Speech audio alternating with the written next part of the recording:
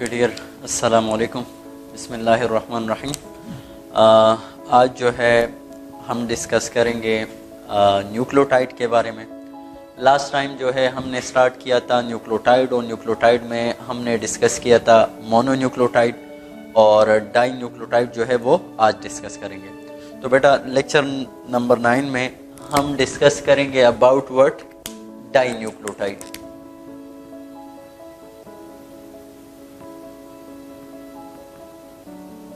Okay बेटा, dinucleotide नाम से जाहिर है जिनमें हमारे पास क्या होते हैं, 2 न्यूक्लियोटाइड। अच्छा, न्यूक्लियोटाइड की कम्बिनेशन याद रखना, जब भी लफ्ज़ न्यूक्लियोटाइड आ जाए तो आपके जहन में हो कि 3 चीज़ें इसमें होंगी, तो तब ये न्यूक्लियोटाइड कहलाएगा। एक भी कम है तो न्यूक्लियोटाइड नहीं होगा। तो आप देख लेते हैं कि वो 3 चीज़ें क्या है। एक है फास्फेट, दूसरा है नाइट्रोजीनस बेस, और तीसरा है पेंटोस शुगर। तो कोई कहे डाई न्यूक्लियोटाइड, तो डाई न्यूक्लियोटाइड में ये सारे जो है वो डबल हो जाएंगे, पर ट्राई न्यूक्लियोटाइड में ये ट्रिपल। तो dinucleotide which contain how many nucleotide, 2 nucleotide. Okay, dinucleotide जो है, अब इसकी एग्जांपल आपने याद रखनी है। तो बेटा डाई न्यूक्लियोटाइड की एग्जांपल है, एक है हमारे पास NAD और दूसरा है FAD। तो एक है NAD और दूसरा है FAD। अब NAD क्या है, FAD क्या है? Nicotinamide adenine dinucleotide phosphate. Nicotinamide adenine dinucleotide phosphate, या यहाँ पे nicotinamide adenine dinucleotide. Okay, दूसरा जो है FAD flavin adenine dinucleotide. Flavin adenine dinucleotide. Okay, अब उसकी जरा कॉम्बिनेशन, इसका जो है कंपोजिशन हम पढ़ लेते हैं। तो बेटा जब भी आ जाए NAD nicotinamide adenine dinucleotide, तो बेटा these NAD and FAD act as a, यहाँ पे as a coenzyme, they also act as a coenzyme। फिर coenzyme इंशाल्लाह जाके एंजाइम चैप्टर में पढ़ेंगे। सिर्फ यहाँ पे एक स्केच आपको दूं, एंजाइम जब भी आएगा तो बेटा एंजाइम में हमारे पास बाज़-औक़ात सारा का सारा एंजाइम प्रोटीन पार्ट होता है, लेकिन सम टाइम इसके साथ नॉन प्रोटीन पार्ट अटैच हो जाता है इसकी हेल्प के लिए। तो फिर उसको हम कहते हैं होलो एंजाइम, कंप्लीट एंजाइम। तो होलो एंजाइम में एक प्रोटीन पार्ट होता है, एक नॉन प्रोटीन पार्ट होता है। तो जो प्रोटीन पार्ट होता है एंजाइम का, उसको हम कहते हैं एपो एंजाइम कहते हैं, और जो नॉन प्रोटीन पार्ट होता है उसको हम कहते हैं कोफैक्टर। क्या कहते हैं? कोफैक्टर। फिर कोफैक्टर हमारे पास 2 किस्म का है, अगर ऑर्गेनिक है या इनऑर्गेनिक है। तो याद रखना, कोफैक्टर अगर ऑर्गेनिक होगा तो उसको हम कहेंगे कोएंजाइम। उसको हम क्या कहेंगे? कोएंजाइम कहेंगे। और कोफैक्टर अगर इनऑर्गेनिक होगा तो उसको हम कहेंगे प्रोस्टेटिक ग्रुप। क्लियर? तो बेटा यहाँ पे मैंने जिक्र किया है कि NAD FAD as a coenzyme. अब याद रखना बेटा, कोएंजाइम में हमारे पास क्या होता है? तो कोएंजाइम में हमारे पास न्यूक्लियोटाइड भी होता है, न्यूक्लियोटाइड भी होता है, प्लस इसके साथ जो है हमारे पास विटामिन्स भी आ जाते हैं। क्या आ जाते हैं? विटामिन्स भी आ जाते हैं। तो NAD और FAD, तो इसमें न्यूक्लियोटाइड भी है प्लस साथ में इसके साथ विटामिन्स हैं। अब याद रखना बेटा, NAD में कौन सा विटामिन है और FAD में कौन सा विटामिन है। तो अब जाके ये जो है अक्सर MCQs आ जाते हैं कि NAD contain dash vitamin while FAD contain dash vitamin. तो पहले विटामिन के बारे में थोड़ा स्केच आपको दूं, फिर उसके बाद आते हैं कि NAD में कौन सा विटामिन है और FAD में कौन सा विटामिन है। ओके बेटा, तो याद रखना NAD और FAD से पहले यहाँ पे मैं विटामिन को डिस्कस करूंगा। अच्छा बेटा, विटामिन हमारे पास दो किस्म के होते हैं। एक को हम कहते हैं वाटर सॉल्युबल और दूसरा है हमारे पास फैट सॉल्युबल।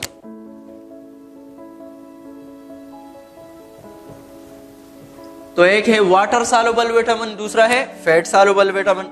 फिर वाटर सॉल्युबल विटामिन हमारे पास दो है, एक है बी और एक है सी। और फैट सॉल्युबल विटामिन हमारे पास है एडिक, ADE&K। अच्छा, यहां पे मैं बी नहीं बल्कि बी कॉम्प्लेक्स लिखूंगा। कौन सा लिखूंगा? B complex. अच्छा, फैट सॉल्युबल इंतहाई इंपॉर्टेंट बात है ये, और इसीलिए बहुत ज्यादा फोकस आपने देना है।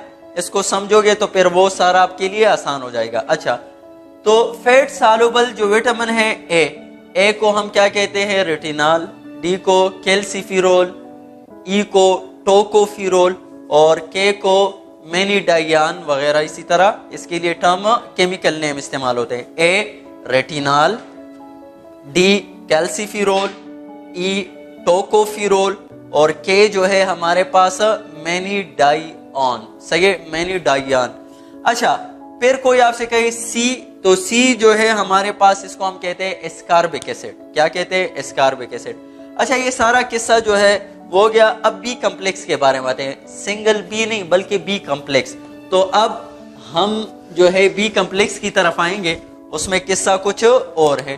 तो जब भी आ जाए विटामिन बी कॉम्प्लेक्स, तो बेटा बी कॉम्प्लेक्स में फिर याद रखना उसमें है हमारे पास B1, B2, B3, B5, B6, B7 और इसी तरह जो है B9 और इसी तरह है B12।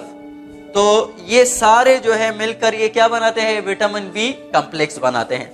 अब B1 का अलग नाम है, B2, B3 और इसी तरह इसका अलग अलग नाम है। Thiamine, riboflavin, nicotinic acid, pantothenic acid, pyridoxine, biotin, folic acid and cobalamin या कोबालामीन। तो बेटा ये इसके डिफरेंट नाम है। लाइक जब भी आ जाए B1, so the chemical name of B1 is thiamine. What? Thiamine. इसी तरह आ जाए B2, थायमिन, राइबोफ्लेविन, इसका जो नेम है क्या है? राइबोफ्लेविन। इसी तरह जो है B3, thiamine, riboflavin, nicotinic acid, nicotinic या नियासिन भी इसको हम कहते हैं, निकोटीनिक एसिड या और नियासिन। ओके। तीसरा जो है thiamine, riboflavin, nicotinic acid, pantothenic acid, pantothenic acid. Okay.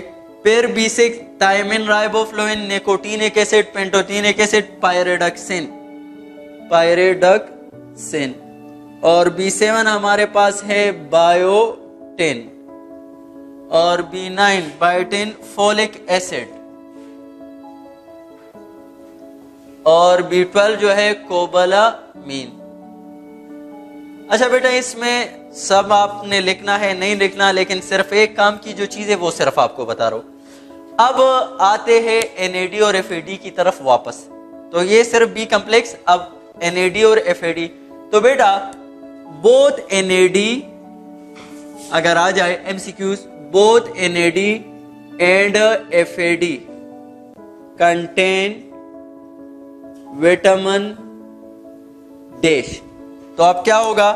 तो उसमें हमारे पास विटामिन आएगा, अगर आ जाए विटामिन बी, दूसरा में लिखूं सी और इसी तरह सी ऑप्शन में लिखूं डी और डी ऑप्शन में लिखूं आल। सही। अब यहां पे क्या है? तो याद रखना NAD और FAD दोनों में हमारे पास विटामिन बी है। कौन सा है? विटामिन बी है। अब दूसरे MCQ जो है वो हल कर लेते हैं कि इसी तरह अगर आ जाए कि NAD में हमारे पास कौन सा विटामिन होता है? NAD contain vitamin dash. Okay, तो मैं लिख देता हूं ऑप्शन सबसे पहले ए, विटामिन बी।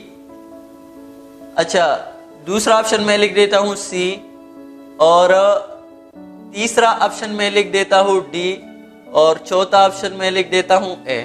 तो अब इस एमसीक्यू से आपको पता लग गया कि सी, ए और डी नहीं है, कौन सा है? बी है। लेकिन अब आपको पता है कि बी का तो एक लंबा चौड़ा किस्सा है, thiamine, riboflavin, nicotinic acid, pantothenic acid, pyridoxine, folic acid, cobalamin, कौन सा है?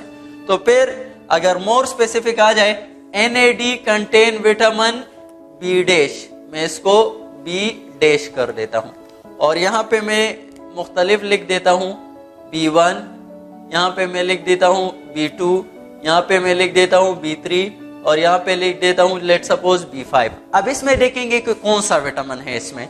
तो याद रखना बेटा, B1, B2, B3, B5। तो यहाँ देखो निकोटीनिक एसिड, इसमें देखो निकोटिनामाइड, इसमें किस में आता है? तो बेटा विटामिन बी, नियासिन या निकोटीनिक एसिड।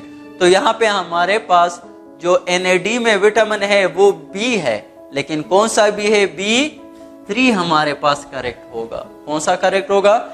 B3। यहाँ पे निकोटीनिक एसिड या नियासिन मौजूद है, प्लस इसके साथ क्या है? न्यूक्लियोटाइड है। ओके, इसी तरह अगर यहाँ पे मैं NAD के बजाय क्या कर दूं? FAD कर दूं कि FAD contain vitamin B dash. FAD में हमारे पास कौन सा है? तो अब देखो FAD, फ्लेविन एडेनिन डाइन्यूक्लियोटाइड। तो यहाँ पे फ्लेविन का जिक्र कहाँ पे है? तो यहाँ पे देखो B1 में है, B2 में है। तो फिर यहाँ पे FAD contain which vitamin? B2। Clear हो गया? तो दिस इज द लॉजिक और concept about what NAD and FAD।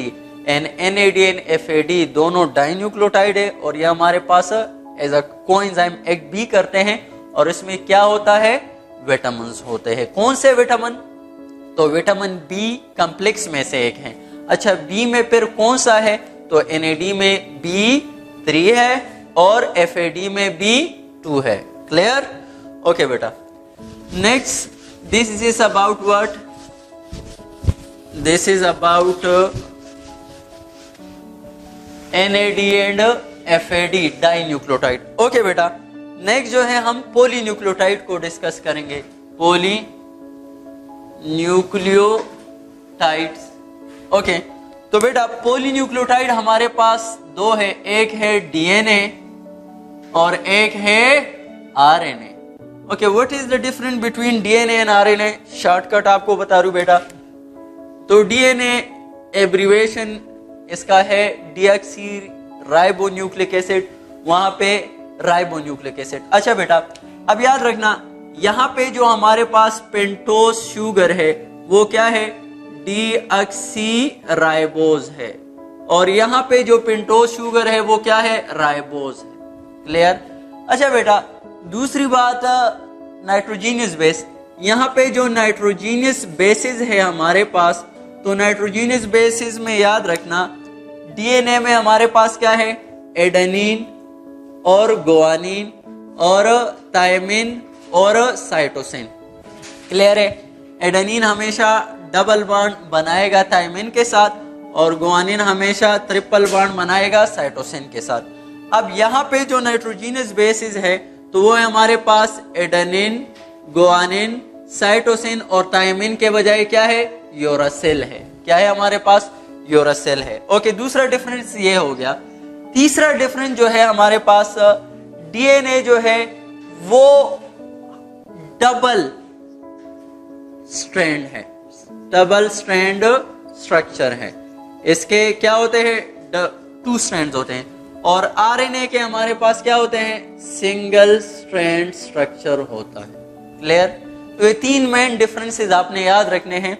यहाँ पे डबल स्ट्रैंड स्ट्रक्चर, वहां पे सिंगल स्ट्रैंड स्ट्रक्चर। अच्छा, एक और बात बताऊं अब आपको कि क्या DNA है डबल स्ट्रैंड, क्या सिंगल स्ट्रैंड DNA हो सकता है? तो आप कहोगे हाँ या ना, तो वहां यहाँ पे मैं लिख देता हूं। इसी तरह है RNA, लेकिन क्या RNA हमारे पास है सिंगल स्ट्रैंड? क्या RNA हमारे पास डबल स्ट्रैंड हो सकता है? तो वो भी यहाँ पे यस या नो में लिख देता हूं। तो याद रखना, DNA हमारे पास डबल स्ट्रैंड, तो तो आप कहोगे आरएनए हो सकता, क्या सिंगल स्ट्रैंड हो सकता है? तो हाँ, सिंगल स्ट्रैंड डीएनए भी हो सकता है, और इसी तरह डबल स्ट्रैंड आरएनए भी हो सकता है। यहाँ पे जिक्र नहीं करूंगा ये फिर वायरस में। तो बेटा हाँ, ये मौजूद है किस में? वायरस में। और ये भी मौजूद है किस में? वायरस में। तो वायरस में हमारे पास डिफरेंट क्लासेस आएंगे। उन क्लासेस में जो वायरस जो सिंगल स्ट्रैंड डीएनए है उनमें से क्लास है पार्वोवायरस। तो उसमें हमारे पास सिंगल स्ट्रैंड डीएनए पाया जाता है। और डबल स्ट्रैंड डीएनए जो है वो किस में होता है?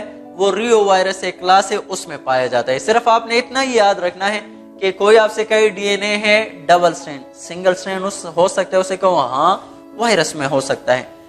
आरएनए है सिंगल स्ट्रैंड, क्या डबल स्ट्रैंड हो सकता है? उसे कहो हाँ हो सकता है। किस में बेटा? तो हमारे पास हो सकता है किस में? वो भी वायरस में। Okay, this is all about what different between DNA and RNA. फिर आरएनए के हमारे पास टाइप होते हैं। कौन कौन से RNA? Messenger RNA, transfer RNA and दूसरा हमारे पास राइबोसोमल आरएनए, उसको फिर डिस्कस करते हैं। अच्छा बेटा, तो पॉलीन्यूक्लियोटाइड हमारे पास डीएनए है और आरएनए है। ओके, चलो एमसीक्यूज में लिख देता हूं। तो अब आसान से एमसीक्यूज है, गौर करना है आपने। अच्छा, एन आरएनए में हमारे पास जो होता है uracil is present, uracil is present. उसमें हमारे पास कौन होता है? यूरासिल प्रेजेंट होता है।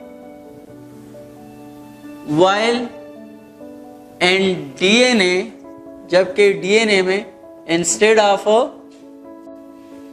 Uracil dash is present, uracil के बजाय जो है वो हमारे पास कौन प्रेजेंट होता है?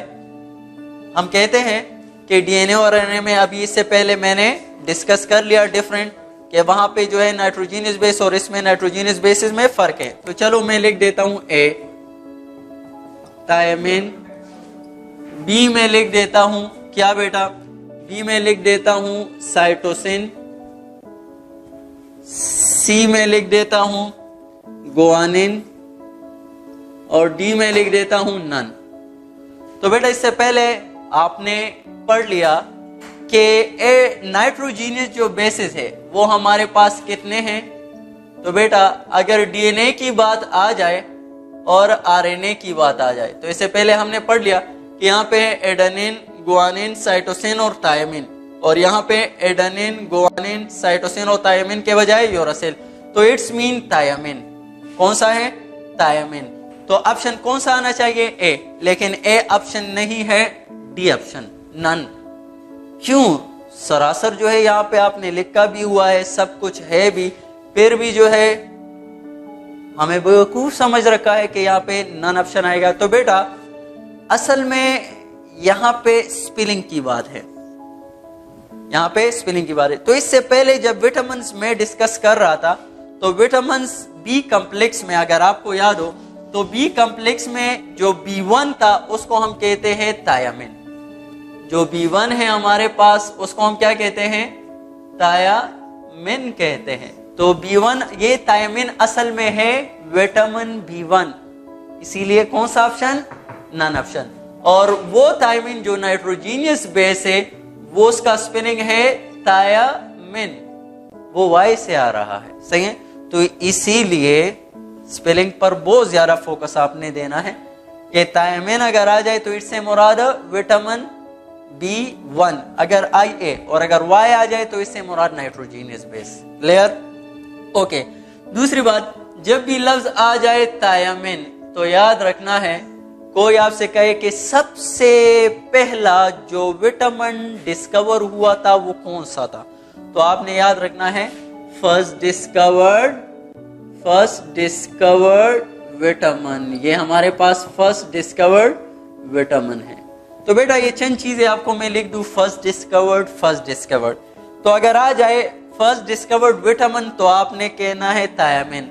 अगर आ जाए फर्स्ट डिस्कवर्ड, अगर हार्मोन की बात आ जाए, अगर आ जाए हार्मोन की बात, तो आपने नाम देना है क्या बेटा? सेक्रेटिन। क्या? सेक्रेटिन। अगर आ जाए फर्स्ट डिस्कवर्ड एंजाइम्स, तो एंजाइम्स की अगर बात आ जाए तो वो है डायास्टेज। तो बेटा ये दो तीन चीजें आपने याद रखनी है। फर्स्ट डिस्कवर्ड विटामिन थायमिन, कौन सा थायमिन? THIA वाला, और हार्मोन सेक्रेटिन, और एंजाइम डायास्टेज। तो बेटा ये लॉजिक था इसमें, इसके स्पेलिंग में, उसके लिए जो है आपको बता दिया। अच्छा बेटा, नेक्स्ट जो है वो पॉलीन्यूक्लियोटाइड में हम डिस्कस करेंगे स्ट्रक्चर ऑफ DNA के ऊपर। सिंपल है बेटा स्ट्रक्चर ऑफ DNA। तो स्ट्रक्चर ऑफ DNA आपने याद रखना है। इसके लिए मॉडल पेश किया था जिसको कॉमनली हम वाटसन एंड क्रिक मॉडल के तौर पर याद करते हैं, वाटसन एंड क्रिक। लेकिन कंट्रीब्यूशन इसके साथ जो है वो म्यूरिस की थी। ओके बेटा, लेकिन मेनली जो है ये क्या है, वाटसन और क्रिक का मेनली कंट्रीब्यूशन इसमें है। और म्यूरिस और इन तीनों ने जो है फिर इसके स्ट्रक्चर पर क्या किया था, नोबेल प्राइज भी हासिल किया था। अच्छा, जब भी आ जाए DNA के स्ट्रक्चर के बारे में तो ये वाटसन एंड क्रिक मॉडल आपने याद रखना है। अच्छा, वाटसन और क्रिक मॉडल जो है वो हमें DNA के स्ट्रक्चर के बारे में बता देता है। तो उसमें पहला पॉइंट ये है कि DNA हमारे पास क्या है, डबल हेलिक्स स्ट्रक्चर है। DNA हमारे पास क्या है, डबल हेलिक्स है। अच्छा, दूसरी बात उसमें याद रखना है, वाटसन एंड क्रिक और म्यूरिस वो कहते हैं कि DNA डबल हेलिक्स स्ट्रक्चर है। एक जो है यहाँ पे अगर मैं बनाऊं, ये एक स्ट्रैंड जो कि स्पाइरली कॉइल्ड है, सही, ये एक स्ट्रैंड, और दूसरा हमारे पास इसी तरह ये दूसरा स्ट्रैंड। तो ये this is what, double helix structure. Okay, double helix structure है। दूसरा इसमें याद रखना जो नाइट्रोजीनियस बेसिस है, जो नाइट्रोजीनियस बेसिस है, तो बेटा याद रखना एक है प्यूरिन्स PURINES और दूसरा है पायरेमिडीन्स, पायरेमिडीन्स। तो बेटा प्यूरिन्स में हमारे पास आते हैं एडेनिन, गुआनिन, और पायरेमिडीन में हमारे पास आते हैं थायमिन और साइटोसिन। तो बेटा वो कहते हैं कि हमेशा के लिए प्यूरिन जो है पॉइंटेड टुवर्ड्स द पायरेमिडीन, मतलब अगर एक साइड पे हमारे पास यहाँ पे प्यूरिन है तो दूसरे साइड पर क्या होगा, पायरेमिडीन होगा। लेट सपोज यहाँ पे अगर आपके पास एडेनिन है तो इसके अपोजिट आपके पास क्या होगा, थायमिन होगा, सही है। अच्छा, और एडेनिन और थायमिन के दरमियान हमारे पास डबल बॉन्ड होता है और this is was hydrogen bond. और गुआनिन और साइटोसिन के दरमियान हमारे पास क्या होता है, ट्रिपल बॉन्ड हाइड्रोजन बॉन्ड होता है, सही है। लाइक यहाँ पे हमारे पास क्या होगा, डबल हाइड्रोजन बॉन्ड, और यहाँ पे जो है अगर गुआनिन है और यहाँ पे साइटोसिन है तो बॉन्ड होगा हमारे पास ट्रिपल हाइड्रोजन बॉन्ड। ओके बेटा, फिर उसके बाद प्यूरिन और पायरेमिडीन की बात जब आ जाती है तो एक और किस्सा मैं एमसीक्यूज लिख देता हूं, याद रखना। एक रूल है जिसको हम कहते हैं चारगाफ रूल। बस सिर्फ आपने ये नाम याद न भी कर लो, लेकिन ये सिर्फ रूल्स आपको बताऊं, चारगाफ रूल। अच्छा, जो चारगाफ रूल्स है वो क्या कहते हैं कि NDNA, ये क्या कहता है कि NDNA the number of adenine will be equal to the number of thymine, while the number of guanine will be equal to the number of cytosine. Simple चारगाफ rules हमारे पास क्या कहता है कि नंबर ऑफ एडेनिन वो thiamine के बराबर होंगे और नंबर ऑफ गुआनिन किसके बराबर होंगे, साइटोसिन के बराबर होंगे। तो इसमें अक्सर बहुत सारे एमसीक्यूज आ जाते हैं। चलो लेट सपोज एमसीक्यूज हल कर लेते हैं। अगर लेट सपोज एक DNA है, लेट सपोज हमारे पास क्या है, एक DNA है, और DNA में क्या है, अगर है DNA, let suppose in a DNA MCQs, let's suppose in a DNA the adenine यहाँ पे मैं इसको जरा हाईलाइट करूं, the adenine is the number of adenine, the adenine is 10%. Let's suppose in a DNA the adenine is 10%. What will be the percentage of cytosine. तो cytosine का हमारे पास percentage क्या होगा? एडेनिन का दिया है, एडेनिन का हमारे पास 10% दिया है, तो वो साइटोसिन का वो पूछ रहे कि साइटोसिन का परसेंटेज कितना होगा। ओके, तो इसी चारगाफ रूल से ये एमसीक्यूज हल करेंगे। चलो, तो अगर एडेनिन 10% है तो आपके जहन में अब आ जाएगा, लेट सपोज ए है हमारे पास, में लिख दूं वो भी 10% होगा, बी में लिख दूं नहीं 40% होगा, सी में लिख दूं नहीं 80% होगा, डी में लिख दूं चलो 50% होगा। ओके, देख लेते हैं कि आप यहाँ पे कौन सा सही है। ओके, तो मैंने जिस तरह कहा चारगाफ रूल के मुताबिक एडेनिन हमारे पास बराबर होगा थायमिन के, और गुआनिन हमारे पास बराबर होगा किसके? साइटोसिन के। तो चलो आते हैं, डीएनए है हमारे पास, क्लियर? तो डीएनए टोटल में ले लूंगा 100%। ओके, मतलब ये परसेंटेज आता है जितना भी डीएनए, लेट सपोज 100% मैंने डीएनए लिया है। अच्छा, ओके, 100% डीएनए में एडेनिन है हमारे पास 10%। शाबाश, क्या है? एडेनिन है 10%। अच्छा, ये बताओ थायमिन कितना होगा? तो थायमिन भी हमारे पास क्या होगा? वो भी 10% होगा। क्लियर हो गया? क्यों? चारगाफ रूल के मुताबिक adenine will be equal to thymine, तो इट्स मीन 10%। तो इस 10% में ये कितना हो गया? 20%। इन दोनों का हो गया। बाकी रह गया कौन? बाकी रह गया कौन? तो वो रह गया गुआनिन और साइटोसिन। तो गुआनिन और साइटोसिन वो दोनों जो है वो कितने परसेंट होंगे? 20% अगर ये है तो बाकी 80% मतलब ये है। 80% हमारे पास गुआनिन और साइटोसिन है। तो अब जाहिर बात है, तो गुआनिन कितने होगा? ये अगर 80 आया है इट्स मीन कि ये 40 और ये भी 40, तो मीन्स दोनों क्या होंगे? 40% आप कहोगे एक 50 दूसरा 30, नहीं, यहाँ पे है guanine will be equal to cytosine, तो इसीलिए दोनों कितने होंगे? 40% होंगे। क्लियर हो गया? तो इसीलिए ऑप्शन हमारे पास कौन सा करेक्ट होगा? बी करेक्ट होगा। क्लियर हो गया? इसी तरह अगर लेट सपोज ये आ जाए कि द नंबर यहाँ पे आ जाए, ये है हमारे पास कितना है? लेट सपोज ये हमारे पास 30% है, तो अगर ये 30% है, आप यहाँ पे वैल्यूज चेंज कर दो, ये 30%, ये 30%, ये 60 हो जाएगा। अब यहाँ पे आना है 40%, तो मीन्स कि ये कितने होंगे? 20, और ये भी 20 होगा। क्लियर हो गया? तो फिर यहाँ पे ऑप्शन में यहाँ पे लगा लेता हूँ, ऑप्शन सही होगा कौन सा? 20%। क्लियर हो गया? अक्सर आ जाता है ये एमसीक्यूज। ओके, तो ये तो था इसके जो है चारगाफ रूल के एक्सप्लेनेशन के बारे में मैंने कह दिया। अच्छा, डीएनए डबल हेलिक्स स्ट्रक्चर है, और डबल हेलिक्स स्ट्रक्चर में दूसरा मैंने कहा कि इसमें जो नाइट्रोजीनियस बेसिस है वो एडेनिन का जो नंबर होगा वो थायमिन के बराबर होगा, और साइटोसिन और गुआनिन ये भी एक दूसरे के जो है वो इक्वल होंगे। अच्छा, दूसरी बात तो वो हो गई। तीसरी बात जो है आपने इसके बारे में याद रखनी है, वो क्या है? कि इनमें जो न्यूक्लियोटाइड है, न्यूक्लियोटाइड्स है। अच्छा, तो न्यूक्लियोटाइड्स आपके पास कितने होंगे इसमें? तो 4 डिफरेंट टाइप्स ऑफ न्यूक्लियोटाइड होंगे। कितने? 4 टाइप्स के न्यूक्लियोटाइड्स इसमें होंगे। तो जो 4 टाइप्स के न्यूक्लियोटाइड है हमारे पास, वो किसके बेस पर? तो न्यूक्लियोटाइड में कौन सा चीज इसमें चेंज होगा? वो नाइट्रोजीनियस, बाकी फास्फेट और डीऑक्सीराइबोस तो सब में। तो 4 टाइप्स ऑफ क्या है इसमें? न्यूक्लियोटाइड्स है।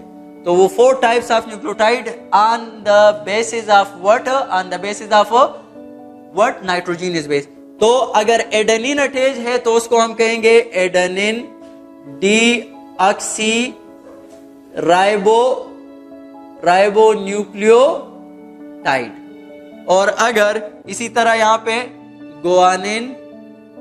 गुआनिन डीऑक्सी राइबो न्यूक्लियोटाइड, इसी तरह साइटोसिन डीऑक्सी राइबो न्यूक्लियोटाइड, और थायमिन डीऑक्सी राइबो न्यूक्लियोटाइड। तो डीएनए में हमारे पास क्या है? ये 2 क्या है बेटा? These are the 4 different types of nucleotide. अच्छा, 2 न्यूक्लियोटाइड्स के दरमियान लेट सपोज ये है हमारे पास एक न्यूक्लियोटाइड गुआनिन, और दूसरा है हमारे पास यहाँ पे थायमिन। क्लियर है? तो इन 2 न्यूक्लियोटाइड्स के दरमियान में यहाँ पे बॉन्ड है और इस बॉन्ड को हम कहते हैं क्या बेटा, फास्फोडाइस्टर बॉन्ड। क्या कहते हैं, फास्फोडाइस्टर बॉन्ड कहते हैं। अच्छा, अब याद रखना ये एक न्यूक्लियोटाइड और दूसरे न्यूक्लियोटाइड के दरमियान, लेट्स सपोज ये है गुआनिन और ये है यहाँ पे साइटोसिन, तो गुआनिन और साइटोसिन के दरमियान में जो गैप है, this gap it is about 0.34 nanometer. 2 nucleotide के दरमियान जो डिस्टेंस होगा वो कितना होगा, 0.34 नैनोमीटर। और यहाँ पे है हमारे पास साइटोसिन, तो यहाँ पे क्या होगा, गुआनिन होगा, लेट्स सपोज ऊपर क्या होगा, साइटोसिन। तो अब साइटोसिन और गुआनिन के दरमियान यहाँ पे इसका जो डायमीटर होगा, ये गैप, तो ये हमारे पास कितना होगा, 2 नैनोमीटर होगा। तो याद रखना 2 न्यूक्लियोटाइड के दरमियान जो डिस्टेंस है वो क्या है, 0.34 नैनोमीटर, और इसका जो डायमीटर है दरमियान में, तो this is what, about 2 nanometer. अच्छा, तो ये चीजें हो गई, this is the 3rd point and 4th। अच्छा ओके, 5th पॉइंट हमारे पास क्या है डीएनए के बारे में। तो बेटा याद रखना नेक्स्ट के डीएनए में हमारे पास क्या होते हैं, स्ट्रैंड्स होते हैं। डीएनए में हमारे पास क्या होते हैं, स्ट्रैंड्स होते हैं। अच्छा, याद रखना डीएनए का जो स्ट्रैंड होता है किससे बना होता है। तो पहली बात, डीएनए जो स्ट्रैंड्स होता है वो हमारे पास बना होता है किससे, फास्फेट अल्टरनेटिंग या राइबोज अल्टरनेटिंग, जो डीऑक्सी राइबोज है, पेंटोज शुगर है, पेंटोज अल्टरनेटिंग फास्फेट। मतलब क्या, लेट्स सपोज पेंटोज के लिए मैं इस्तेमाल कर लेता हूं पी, तो पीई फास्फेट है, पेंटोज है, इसके बाद हमारे पास क्या आएगा, फास्फेट आएगा, और फिर फास्फेट के बाद क्या आएगा, पेंटोज आएगा, फिर पेंटोज के बाद क्या आएगा, फास्फेट आएगा। तो इसी तरह ये हमारे पास क्या होगा, 2 स्ट्रैंड्स बन जाएंगे। मतलब जो स्ट्रैंड्स हैं, स्ट्रैंड में हमारे पास क्या होगा, phosphate alternate with pentose sugar alternate with phosphate alternate with pentose sugar. तो यहाँ पे क्या होगा, पेंटोज शुगर, फिर उसके बाद क्या आएगा, फास्फेट आएगा, फिर उसके बाद दोबारा से क्या आएगा, पेंटोज शुगर, और इसी तरह सो ऑन, ये किस्सा जारी होगा। तो मतलब स्ट्रैंड्स जो बने होते हैं किससे बने होते हैं, फास्फेट और किससे, पेंटोज शुगर से। अच्छा, दूसरा अपने इसके बारे में याद रखना है, लेट सपोज मैं थोड़ा सा आपको इसका जो है स्ट्रक्चर करके दे दूं तो समझ आ जाएगा। लेट सपोज हमने पढ़ा है कि सिंगल न्यूक्लियोटाइड में, याद रखना सिंगल न्यूक्लियोटाइड में यहाँ पे carbon number 1, carbon number 2, carbon number 3, carbon number 4 और यहाँ पे carbon number 5। Clear? Okay, this is deoxy ribose. Okay, तो इसके कार्बन नंबर 1 के साथ क्या अटैच होगा, कार्बन नंबर 1 के साथ हमारे पास नाइट्रोजीनियस बेस अटैच होगा, और कार्बन नंबर 5 के साथ जो है वो हमारे पास क्या अटैच होगा, फास्फेट अटैच होगा। यही सिंगल न्यूक्लियोटाइड में हमने पढ़ा है। तो अब यहाँ पे जो है दोबारा यहाँ पे नाइट्रोजीनियस बेस, ये एक स्ट्रैंड बना रहा हूं, दूसरा स्ट्रैंड यहाँ पे आ जाएगा, दूसरा स्ट्रैंड यहाँ पे। Clear? This is carbon number 1, carbon number 2, carbon number 3, carbon number 4 और ये कार्बन नंबर 5। अब कार्बन नंबर 5 है, ये फास्फेट है, तो वहां पे हमने कहा है कि पेंटोज के बाद पेंटोज शुगर जो कि डीऑक्सी है, उसके बाद फास्फेट, फास्फेट के बाद पेंटोज शुगर। तो यहाँ पे पेंटोज शुगर, उसके बाद क्या आ गया, फास्फेट, फास्फेट के बाद फिर से पेंटोज शुगर आ गया। तो ये फास्फेट यहाँ पे इस के साथ भी बॉन्ड बनाएगा, किसके साथ, कार्बन नंबर 3। तो मतलब ये कार्बन नंबर 3 और कार्बन नंबर 5 इन दोनों को लिंक करता है, और ये जो बॉन्ड है इसको हम क्या कहते हैं, फास्फोडाइईस्टर बॉन्ड कहते हैं। अच्छा, और इसी तरह सो ऑन, ये इसी तरह ही जाएगा। अच्छा okay, clear?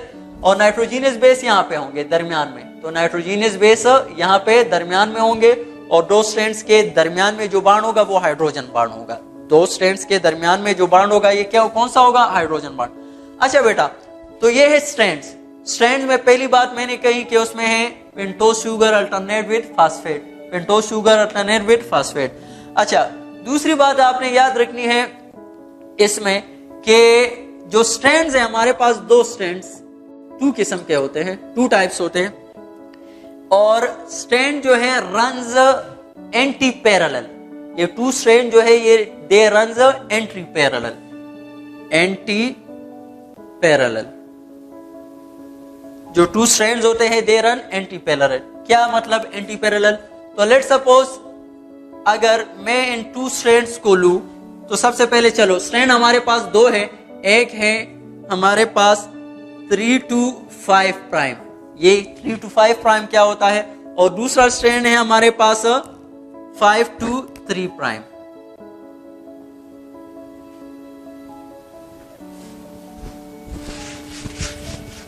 Let's suppose these are the two strands of DNA. Okay, तो एक है हमारे पास 3 to 5 प्राइम और दूसरा है हमारे पास 5 to 3 प्राइम। अच्छा, ये 3 to 5 और 5 to 3 क्या है? ये दो स्ट्रैंड जो है ये क्या होंगे? Runs anti parallel. एक अगर ऐसा जा रहा है तो दूसरा यू जाएगा। हाँ, पैरेलल ही जाते हैं लेकिन अपोजिट होंगे डायरेक्शन में। कैसे? एक 3 to 5, एक 5 to 3। तो 3 to 5 से क्या मुराद? यहां पे अगर देखा जाए तो इस शुगर का कौन सा जो आपके पास कार्बन है वो फ्री है, तो वो कार्बन नंबर 3 है। और लास्ट में इसी तरह सोआन अगर जाएगा तो लास्ट में कौन सा होगा? यही 5। यहां देखो तो 5, तो इसीलिए इसको हम कहेंगे 3 to 5। क्लियर हो गया? 3 to 5 ये स्ट्रैंड कौन सा है? 3 to 5। अच्छा, अपोजिट जो स्ट्रैंड होगा तो बेटा वो यहां से स्टार्ट होगा, वो ऐसा उलट होगा, उसमें राइबोस शुगर यहाँ पे ऐसा होगा। क्लियर होगा? तो यहाँ पे हमारे पास आपको पता है कि जो नाइट्रोजीनियस बेस होता है वो कौन से नंबर कार्बन के साथ अटैच हो रहे? कार्बन नंबर 1 के साथ। तो लेट सपोज यहाँ पे मैं ड्रा कर देता हूं। Let suppose this is what? This is ribose sugar. Clear? This is what? Oxygen. This is carbon number 1, carbon number 2, carbon number 3 और कार्बन नंबर 5। और यहाँ पे नाइट्रोजीनियस बेस हमारे पास अटैच है। क्लियर है? तो अब यहां से अगर स्टार्ट करें तो यहाँ पे कौन सा नंबर कार्बन है? ये कार्बन नंबर 3। और इसी तरह यहाँ पे आके ये लास्ट वाला यहाँ पे कौन सा कार्बन फ्री होगा? कार्बन नंबर 5 हमारे पास, ये कार्बन नंबर 5 फ्री होगा। तो इसीलिए ये क्या है? 5 to 3 है। ये कौन सा है? 5 to 3 है। तो इस 5 और 3 का किस्सा क्या है कि एक यहाँ पे जो है कार्बन नंबर 3 फ्री होगा, लास्ट में 5, और यह अपोजिट जा रहा है, यहाँ पे 5 फ्री होगा और यहाँ पे 3 फ्री होगा। क्लियर हो गया? ओके, 5 और 3 और 3 to 5 डायरेक्शन की भी समझ आ गई। अगर इसकी समझ आ गई हो तो बेटा एक और बात आपको बता दूं, जो बस this is all about the structure of water, this is all about the structure of water DNA. लेकिन इसमें एक और बात बताऊं बेटा, एक है हमारे पास 3 to 5 प्राइम और एक है हमारे पास 5 to 3 प्राइम। अच्छा, इसके लिए अलग अलग फिर नाम है, वो नाम आपने याद रखने हैं। अच्छा बेटा, जब भी हमारे पास प्रोटीन सिंथेसिस होगा, क्या होगा? Protein synthesis. तो प्रोटीन सिंथेसिस के कितने स्टेप्स हैं? प्रोटीन सिंथेसिस के हमारे पास जो स्टेप्स है, एक है ट्रांसक्रिप्शन, ट्रांसक्रिप्शन, और दूसरा है हमारे पास ट्रांसलेशन, ट्रांसलेशन। तो ट्रांसक्रिप्शन में हमारे पास क्या होता है? डीएनए से आपके पास बनता है मैसेंजर आरएनए, मैसेंजर आरएनए। और ट्रांसलेशन में फिर इसी मैसेंजर आरएनए से क्या बनता है? प्रोटीन बनता है। ओके, तो अब जब भी ट्रांसक्रिप्शन होगा, प्रोटीन सिंथेसिस होगा, तो इसके अपोजिट लेट सपोज ये हमारे पास ए टी टी सी जी जी ए और इसी तरह सो ऑन। क्लियर हो गया?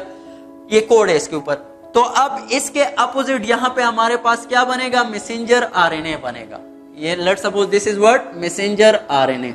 ओके, अब याद रखना, ये जो स्ट्रैंड है जिसके अपोजिट हमारे पास मैसेंजर आरएनए बनता है, ये 3 to 5 जो लेट सपोज हमारे पास स्ट्रैंड है, तो जिसके अपोजिट ये बनता है, इस स्ट्रैंड को हम कहेंगे टेम्पलेट स्ट्रैंड। क्या?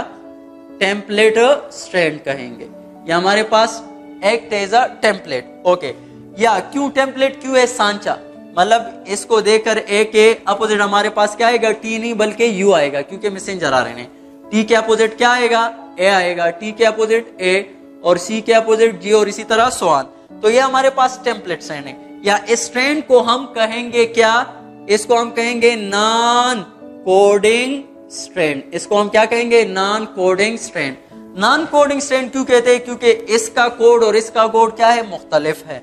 अच्छा, या इसको हम कहते हैं एंटी सेंस स्ट्रैंड भी कहते हैं इसको हम। तो ये तीनों चीजें आपने याद रखनी है। टेम्पलेट अगर आ गया, नॉन कोडिंग स्ट्रैंड आ गया, या एंटी सेंस जो हमारे पास स्ट्रैंड आ गया, तो इससे मुराद वो स्ट्रैंड है जिसके अपोजिट आपके पास मैसेंजर आरएनए बन रहा है। अब दूसरा जो है यहाँ पे दिस स्ट्रैंड, तो इस स्ट्रैंड को हम कहेंगे, इसके लिए इसको हम कहेंगे कोडिंग स्ट्रैंड। क्या कहेंगे?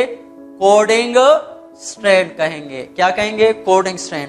तो या इसको हम कहेंगे सेंस स्ट्रैंड। क्या कहेंगे? Sense strand. क्यों कोडिंग स्ट्रैंड कहते हैं? क्योंकि इसका कोड और इसका कोड एक दूसरे के थायमिन और यूरेसिल के अलावा बाकी सारा मिलता जुलता है, तो इसीलिए इसको हम क्या कहते हैं? कोडिंग स्ट्रैंड या सेंस स्ट्रैंड कहेंगे। और ये क्यों कहा? क्योंकि आ जाता है कि promoter region is present on, कौन से इनमें से अगर आ जाए प्रोमोटर, जहां से हमारे पास क्या स्टार्ट होता है? ट्रांसक्रिप्शन स्टार्ट होता है, तो वो किस पर होगा? तो प्रोमोटर रीजन यहां पे मौजूद होगा।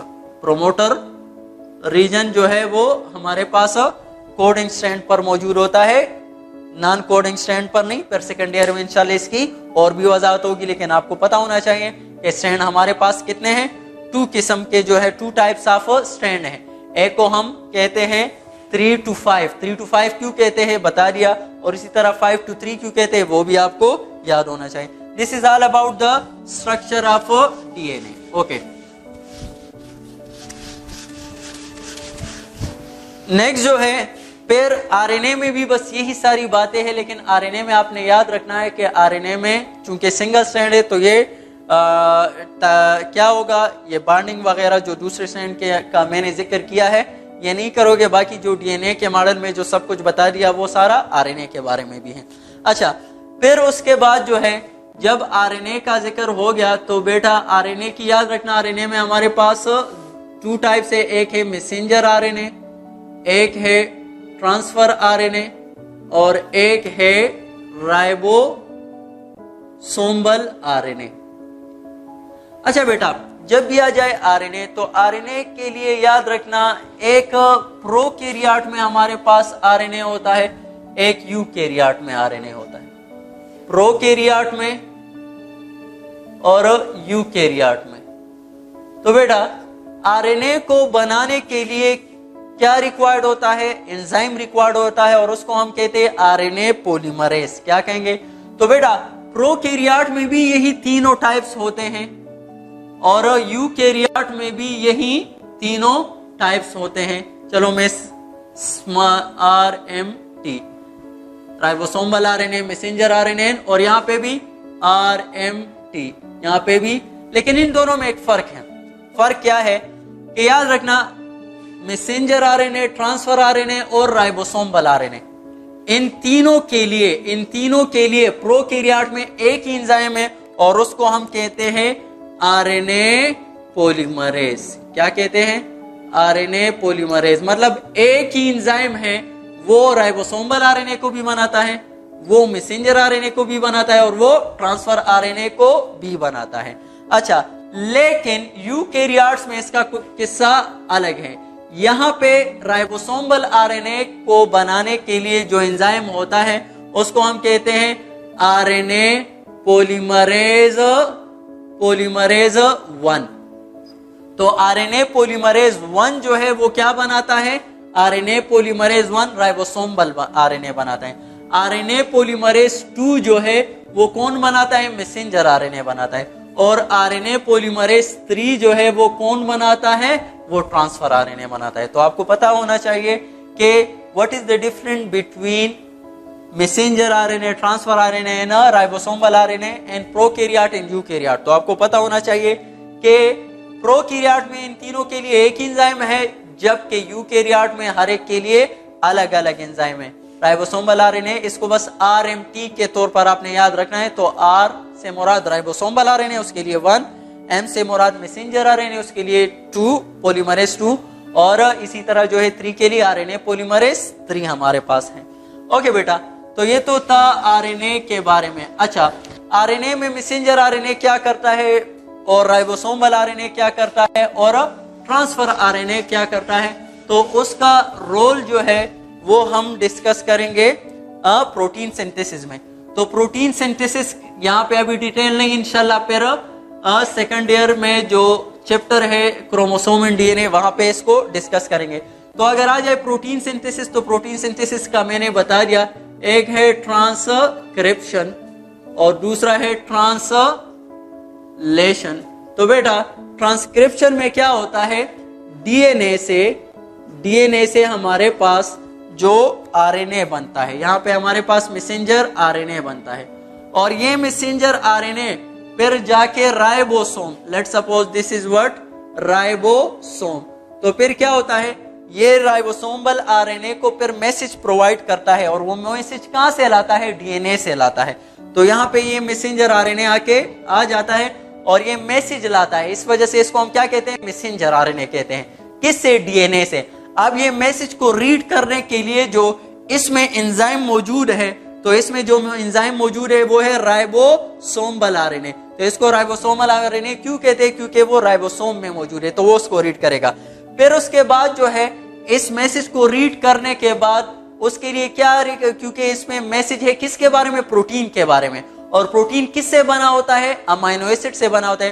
तो इस मैसेज को रीड करने के बाद जो प्रोटीन बनेंगे और जिन प्रोटीन के लिए फिर जो अमाइनो एसिड रिक्वायर्ड होंगे वो कौन लाएगा, वो ट्रांसफर आरएनए लाएगा। तो ट्रांसफर आरएनए को ट्रांसफर आरएनए इस वजह से कहते हैं कि वो साइटोप्लाज्म से क्या, अमाइनो एसिड ट्रांसफर करता है। क्या अमाइनो ट्रांसफर करता है, अमाइनो एसिड ट्रांसफर करता है। तो इस वजह से इसको हम क्या कहते हैं, ट्रांसफर आरएनए कहते हैं। और इसी तरह फिर यहाँ पे हमारे पास क्या होगा, राइबोसोम में हमारे पास प्रोटीन बन जाएगा। तो this is the simple step of what protein synthesis. In detail we will discuss it in later इंशाल्लाह इन सेकंड ईयर। ओके, दूसरा अब एक और लास्ट जो है इसमें रह गया और वो क्या है, कोडान।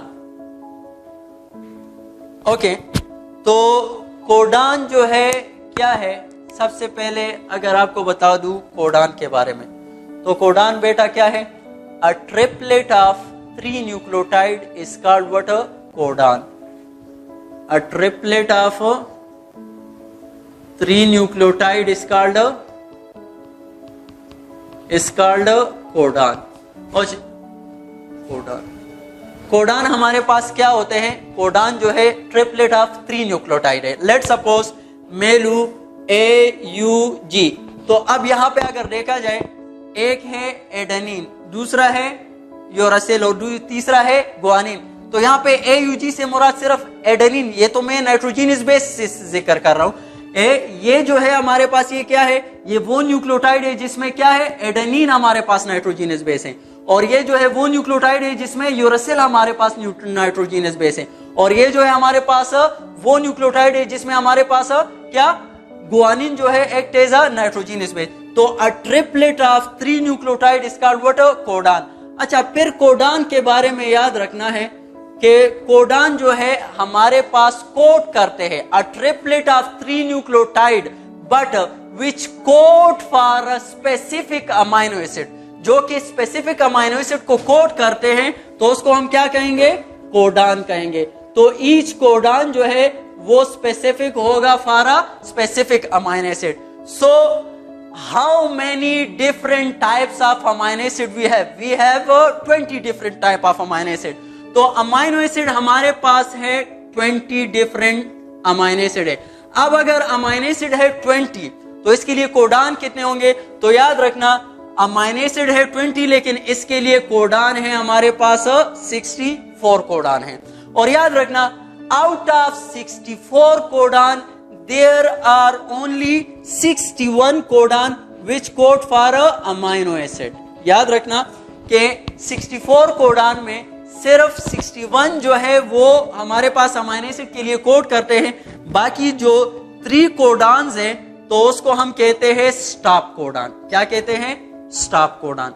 दोबारा से बेटा ये जनरली आपको बता दूं, सबसे पहले हमारे पास जो था, इसको दोबारा यहाँ पे लेट सपोज मैंने कहा कि हमारे पास जो कोडान है, तो कोडान में के कैरेक्टरिस्टिक्स आपको बता दूं कि कोडान हमारे पास ट्रिपलेट ऑफ 3 न्यूक्लियोटाइड है जो कि कोड करता है किसको, अमीनो एसिड को। तो कोडान है हमारे पास टोटल 64 और इस 64 को फिर मैं 2 में डिवाइड करता हूं। एक को मैं कहता हूं क्या बेटा, एक है 61 और दूसरा है 3। जो 61 है they code for amino acid, they code for, और इसी वजह से इसको हम कहते हैं सिंस कोडान। क्या कहते हैं, सिंस कोडान कहते हैं, सिंस कोडान। और जो 3 कोडान है हमारे पास, इनको हम कहते हैं स्टॉप कोडान, या इसको हम कहते हैं स्टॉप कोडान, या इसको हम कहते हैं एंटीसिंस या non since, sorry non since codon, non since codon. तो दोनों या इसको हम कहते हैं कोडिंग कोडान, कोडिंग कोडान। तो बेटा अगर आ जाए कोडिंग कोडान या सिंस कोडान, तो इससे मुराद वो 61 जो कि कोड करते हैं अमीनो एसिड के लिए, और बाकी हमारे पास जो 3 है उसको हम क्या कहते हैं, स्टॉप कोडान। क्लियर? ओके बेटा, फिर इस 60 और 61 और 3 का और भी डिटेल से जिक्र करेंगे इंशाल्लाह इसके बाद के लेक्चर में।